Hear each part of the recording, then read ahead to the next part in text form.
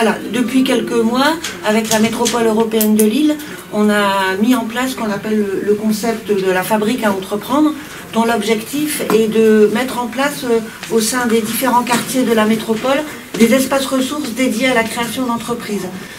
L'objectif de ces espaces ressources, c'est de pouvoir accueillir les habitants qui ont un projet, qui ont une envie d'entreprendre et qui ne savent pas bien par quel bout le prendre, qui rencontrer, comment organiser leur travail. Dans ces espaces ressources, on travaille avec des partenaires comme Little Big Woman. Donc assez régulièrement, on organise des rencontres avec des femmes chefs d'entreprise qu'on a accompagnées, qui sont soit marraines, soit filleules, chez Little Big Woman. Donc elles vous expliqueront leur parcours, elles se présenteront elles-mêmes, elles vous laisseront se présenter.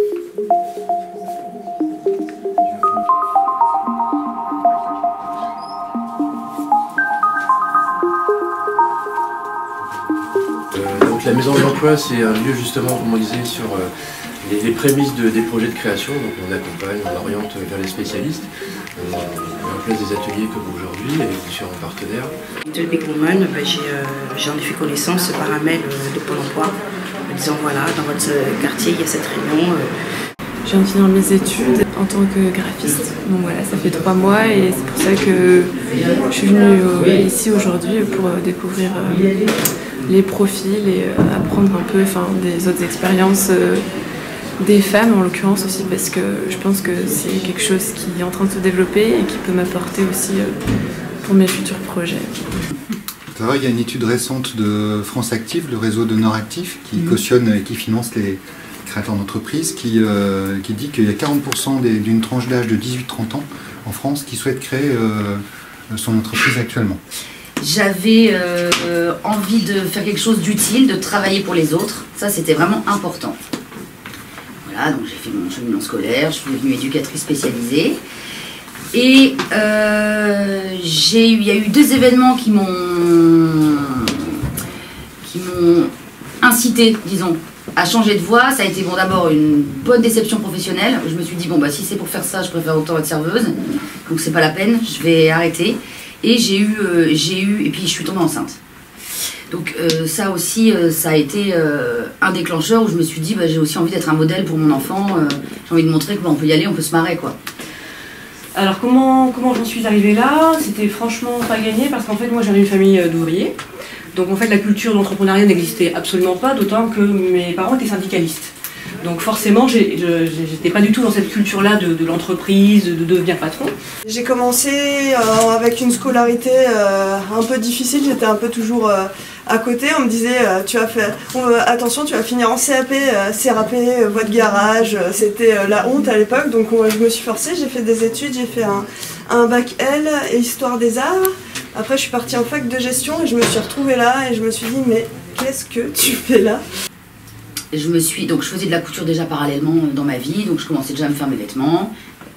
Et j'ai trouvé une formation à Roubaix qui s'appelle Informa, où là j'ai repris une formation de fabricant de vêtements sur mesure qui a duré 9 mois, où j'ai appris toutes les bases en fait de la technique de montage et du patronage.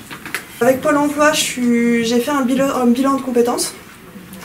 J'ai fait des milliers de thèses, je sais pas combien on en fait, mais on en fait un sacré paquet. Et ils m'ont prouvé que j'étais plutôt fait pour des métiers concrets et manuels.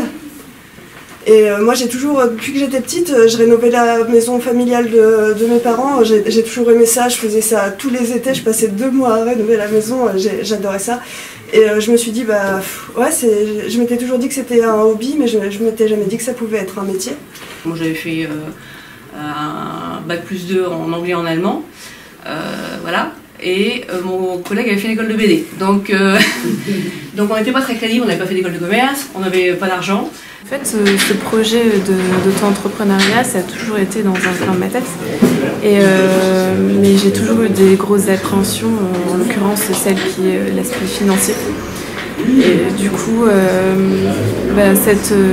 justement cette réunion, ça m'a permis de comprendre en fait que les freins que j'ai pu avoir en fait dans mon esprit, il y a des solutions et que tout le monde est passé par là. Enfin, du coup, j'ai eu beaucoup de réponses à mes questions. Alors si tu avais un conseil ou deux à donner à des femmes qui hésitent, qui se disent j'y vais pas, qu'est-ce que tu... Il faut quand même s'écouter en fait, écouter ses intuitions. Moi je suis une personne d'intuition, donc je pense qu'on en a tous, sauf que soit on les écoute, soit on les tait complètement et du coup on peut être frustré en fait de ne pas y aller. Et de s'entourer en fait soit de personnes du métier, pas hésiter à aller voir des gens dans un métier dans lequel vous voulez vous illustrer, d'aller rencontrer des gens. Nous on était étonnés quand on a créé de dire je vais prendre mon téléphone, je vais appeler telle ou telle personne, lui demander si elle peut me recevoir. Bien souvent on était reçus en fait, alors qu'on était entre guillemets rien en fait, enfin, on était invisible.